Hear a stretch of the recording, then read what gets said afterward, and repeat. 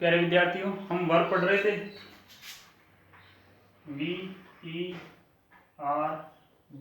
Verb, जिसको हिंदी में हम क्रिया कहते हैं। हमने क्रिया की डेफिनेशन पढ़ ली थी। आज हम पढ़ेंगे types of verb. Types of verb. पहले हमने नंबर के आधार पर, एक वचन और बहुवचन के आधार पर वर्ब का अध्ययन हमने कर लिया था। अब हम करेंगे इसकी उपयोगिता के आधार पर, यानी यूटिलिटी के आधार पर। BASIS, basis of UTILITY, utility, उपयोगिता के आधार पर। प्यारे विद्यार्थियों, यूटिलिटी के आधार पर वर्ब दो प्रकार की होती है। पहली होती है MAIN, मैन,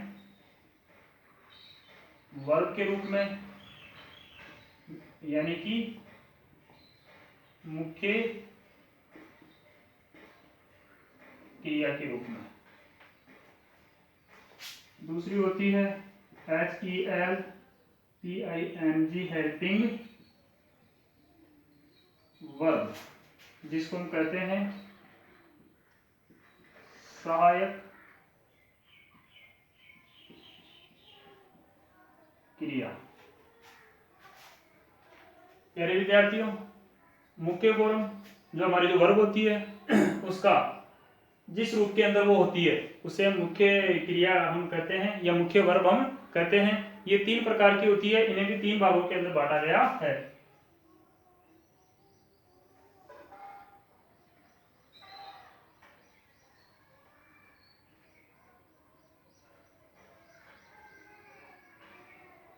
पहला PRESENT, present verb. Past verb, और फिर पार्टिसिपल, या फिर हम यह कहें तो परफेक्ट, PERFECT, परफेक्ट वर्ब। इसके अंदर प्रेजेंट का अर्थ होता है वर्तमान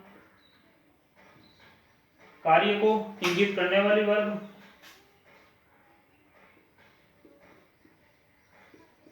भूतकाल कार्य को इंडिकेट करने वाली वर्ब, और किसी भी वाक्य के अंदर पूर्ण, किसी भी कार्य के पूर्ण होने का भाव देने वाली वर्ब। दूसरे प्रकार से हम इसको कहते हैं फर्स्ट FORM, सेकेंड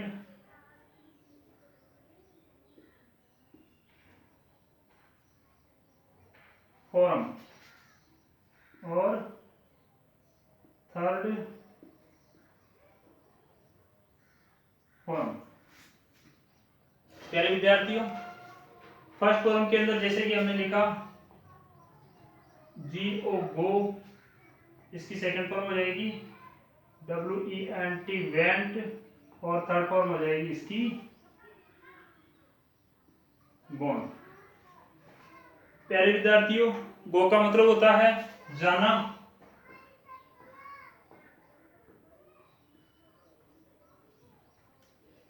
वेंट भूतकाल हो गया, यानी कि चला गया, यानी कि गया। और गॉन का मतलब होता है चुका,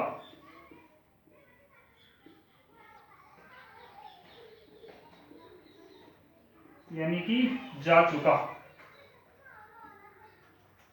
इसी प्रकार से TAKE, टेक, टेक यानी होता है लेना। इसकी सेकंड फॉर्म TOOK, टुक, और TAKEN, टेकन, टेक, टुक, टेकन। उसी प्रकार से WRITE, राइट, WROTE रोट, और WRITTEN रिटर्न। उसी प्रकार से PLAY प्ले, PLAYED प्लेड, और PLAYED प्लेड।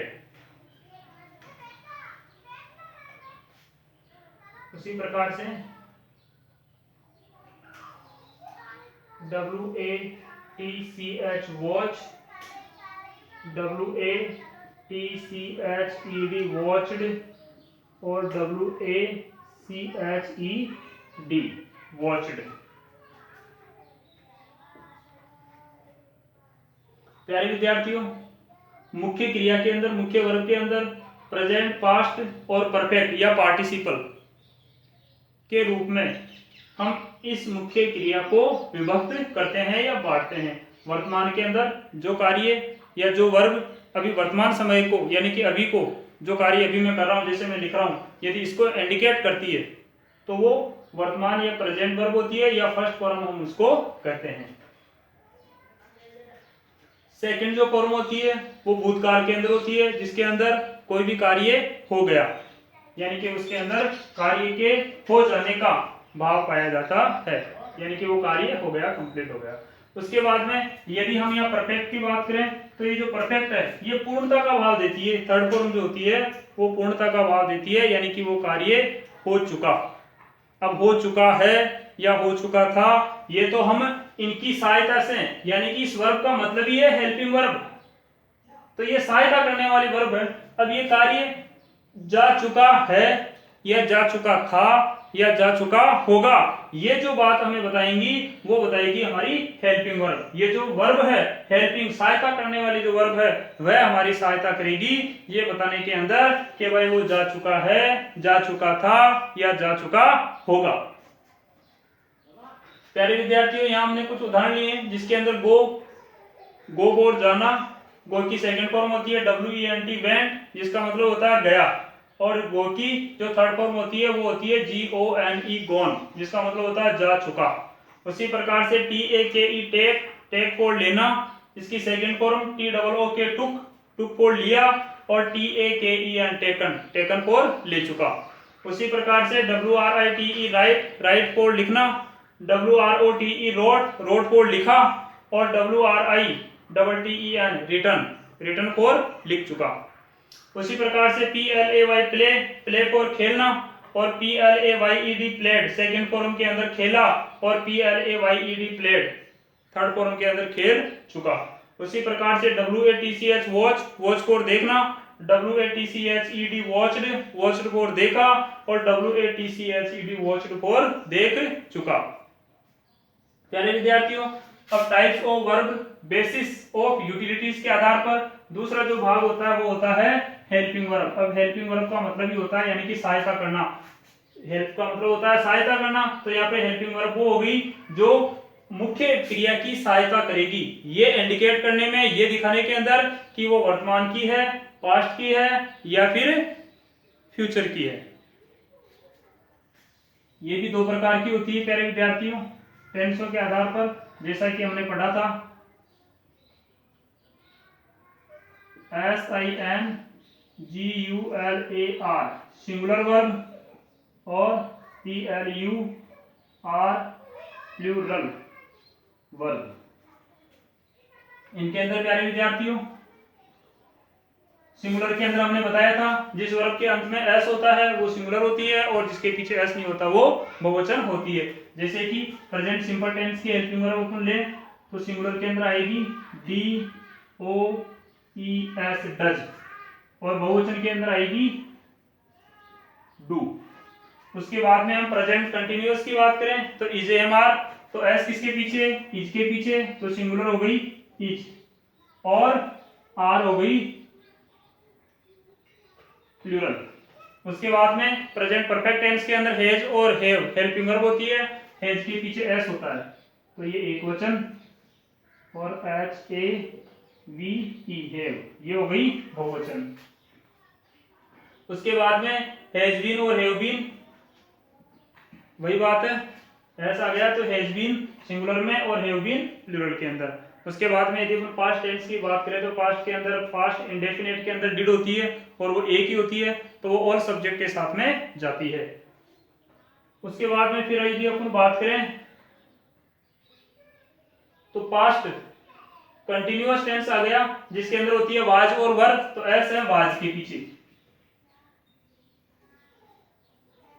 और WERE वर के पीछे एस नहीं है, इसलिए ये हुई प्लूरल वर्ब। उसके बाद में हेड आता है पास्ट परफेक्ट टेंस के अंदर, जो एक ही वर्ब होती है तो वो सिंगुलर और प्लूरल दोनों ही होती है। उसके बाद में आपका पास्ट परफेक्ट कंटिन्यूज जिसके अंदर हैड बीन, ये भी एक ही होती है, तो इसकी वजह से ये भी सिंगुलर और प्लूरल दोनों ही होती है। प्यारे विद्यार्थियों, ये तो हमने पढ़ ली वर्ब एक वचन और बहुवचन के आधार पर, लेकिन इंग्लिश के अंदर कुछ मॉडल्स भी होते हैं, कुछ मॉडल्स भी होते हैं।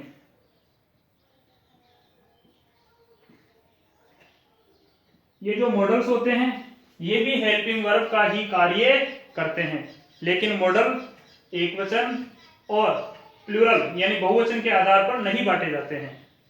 यानी कि जो आपका मॉडल कोई सा भी आप ले लो, वो एक वचन वर्ब भी होती है और बहुवचन वर्ब भी होती है। कहने का मतलब एक वचन नाउन के साथ में भी आती है और बहुवचन नाउन के साथ में भी आती है। कहने का मतलब मॉडल के ऊपर कर्ता के एक वचन या बहुवचन होने का कोई प्रभाव नहीं पड़ता।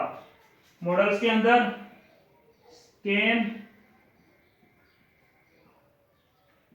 Could, may, MIGHT might, should,